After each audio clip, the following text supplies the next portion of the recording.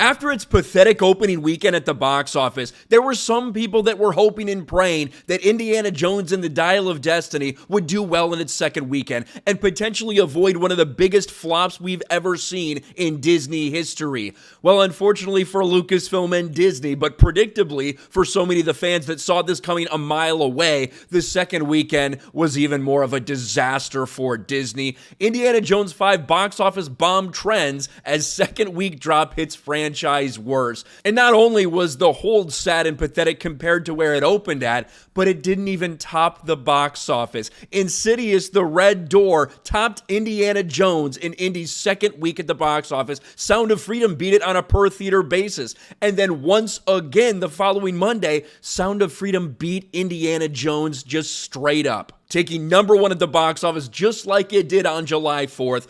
Disney's Indiana Jones 5 dead as a doornail. With second place finish, Sound of Freedom soars. And if you thought that was going to turn around, if you thought there was going to be any sort of good news for this $300 million nightmare, well, I guess you'd be wrong, because now Mission Impossible is here. Tom Cruise, Mission Impossible Dead Reckoning Part 1. The previews were out on Tuesday, and you can see it topped the box office. Now, those numbers will go towards the Wednesday opening, so that's where you see them all put together, just like they usually do with Thursday previews into Friday, because it's a little bit different opening. But take a look. Mission Impossible at $7 million. Sound of Freedom again topping the box office of the other ones that have been out for a while. Insidious: The Red Door. Indiana Jones fourth at the box office for Indiana Jones and the Dial of Destiny after less than 2 weeks of release. Less than 14 days this movie's been out, and it's already down to number 4 at the box office. Somehow I don't think when a company spends $300 million on the production budget, and likely more with reshoots, and $150 million on marketing,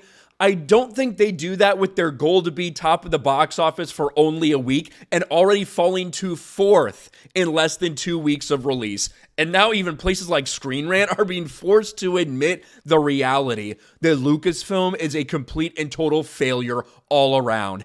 Indiana Jones 5's $250 million box office letdown completes Lucasfilm's 3 franchise failure. And it's true. Over the last year, we've seen the failure of Willow with that Disney Plus series that subsequently got removed from Disney Plus to save money, and now the failure of Indiana Jones. With what they've done to Star Wars and now these other IPs, yes, Lucasfilm has fucked up everything they possibly could. They've destroyed everything that they had. And this is really it. This was the last weekend. This is the last run that this movie could have. And now, what do you have projected? Domestically, this movie is right now within $165 to $185 million range.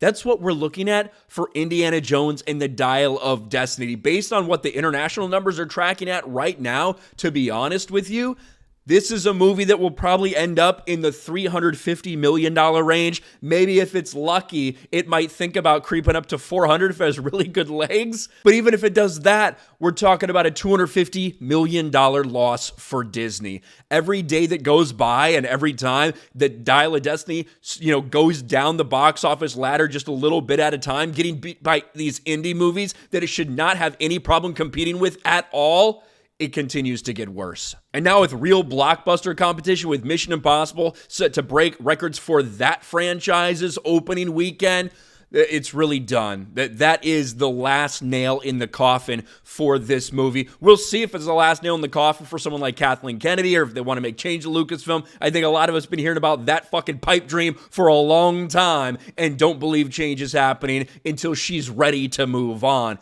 But what do you guys think about this? Another nightmare scenario for Dial of Destiny, falling down to 4th at the box office behind Insidious, Sound of Freedom, and Mission Impossible 7. Let me know your thoughts in the comment section below. Smash a like button, subscribe to the channel, ring the bell for notifications, share this video out there, and I'll talk to you later.